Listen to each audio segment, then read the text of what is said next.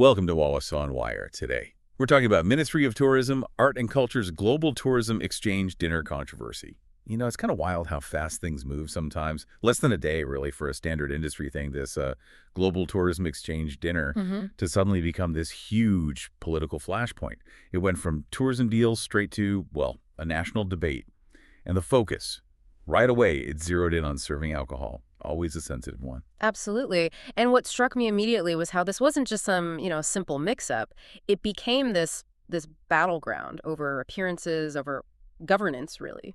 Where does private industry stop and government function begin? You had Datuk Master Mianti coming out strong on cultural principles, constitutional worry. Raising those red flags. And then almost instantly, Minister Datuk Seri Tiong King Sing fires back. But his defense was purely about the money. Who paid? Exactly. That became the absolute core of it. Who footed the bill? But, okay, let's back up a bit. How did this whole thing even start? The spark, right. It kicked off when Datuk Mas Narmianti went public, asking questions. She specifically asked if Tourism Malaysia, the agency under the Ministry of Tourism, Arts and Culture, was involved in actually supplying alcohol at what seemed like an official function. And that's the politically charged part, isn't it? The minute you link a government body, even potentially with providing alcohol, especially in Malaysia, you're touching a very sensitive nerve. It goes way beyond just event planning. It immediately brings up questions about respecting cultural norms, maybe even constitutional lines.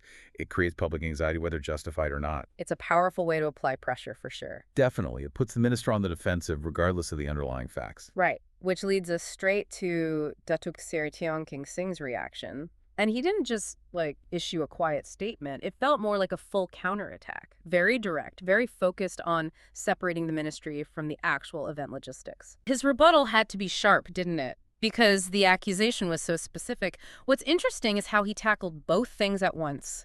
Who hosted it and who funded it. He just flatly rejected the whole idea. Said very clearly, look, Tourism Malaysia did not organize this dinner. They didn't host it. It was industry-led, he said. Exactly, an industry initiative. Okay, and then the second point, the money, which really seems like the crucial detail here. Oh, absolutely, the clincher. He was adamant. The costs for the event, including those drinks everyone was talking about, were absolutely not from any official ministry budget, no hospitality funds used. And crucially, no taxpayer money. Not one ringgit. Not one ringgit. He emphasized that point. It was all paid for by private companies, by sponsors. So that distinction, private funds versus public ringgit, that should have been the end of it. Logically, yes. If the ministry didn't pay, then the rules about public spending don't really apply in the same way. But, this is where it gets complicated politically. Why didn't that factual, very clear defense just shut down the whole thing immediately? Well, I think it comes down to optics, maybe. Yeah. Like, the minister was there, right? The ministry's name is connected, even if indirectly. So for a lot of people, it still looks like a government event, even if the money trail says otherwise. It's like a perceived endorsement. That's a great point. Even with the facts on his side about the funding, he was fighting a perception war. It shows just how intense the scrutiny is, doesn't it? Especially when cultural sensitivities are involved. The appearance of something can matter as much as the reality. Precisely. His defense was all about financial accountability. But the public concern, or maybe the political angle, was more about association. Now, something that really backed up Tiong King Sing's side of the story was the tourism industry itself. They weren't quiet. No, they jumped right in and very unified. It was quite a strong showing. You had three major groups stepping forward almost right away.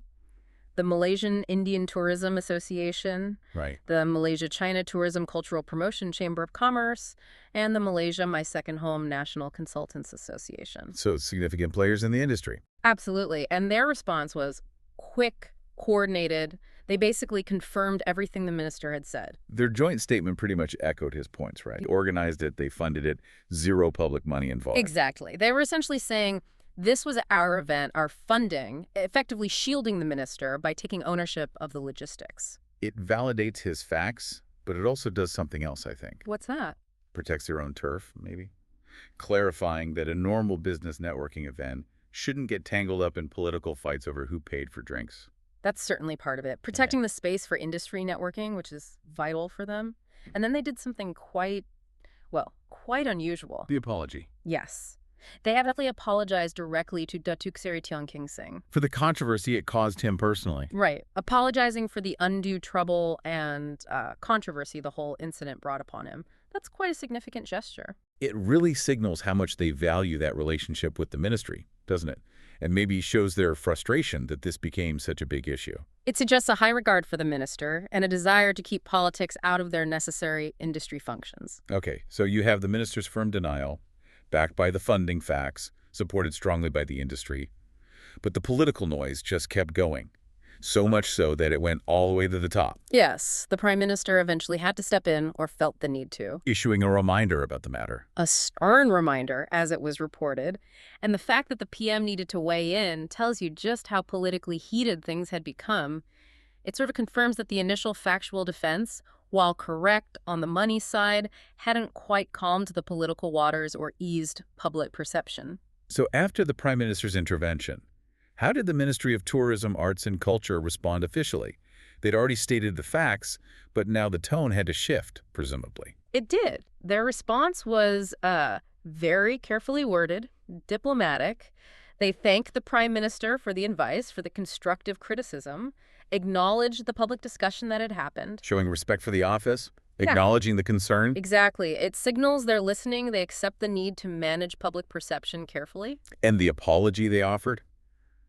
It was very specific in his wording, wasn't it? Not an apology for doing something wrong, necessarily. Precisely. They apologized for any confusion or misunderstanding that might have caused public uneasiness. Ah, the key words.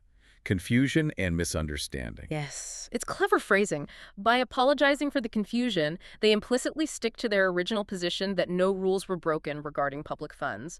It's an apology for the optics, maybe, or for the communication breakdown rather than for the action itself. It's a way to acknowledge the public feeling without retracting the factual defense. Walking a very fine line there. Taking responsibility for the situation, but not necessarily for the accusation itself. It's a common strategy in politics, isn't it? Address the reaction without necessarily validating the premise of the criticism. So what's the upshot then? What changes going forward? Well, the ministry wrapped up their statement with a pledge, a commitment, basically.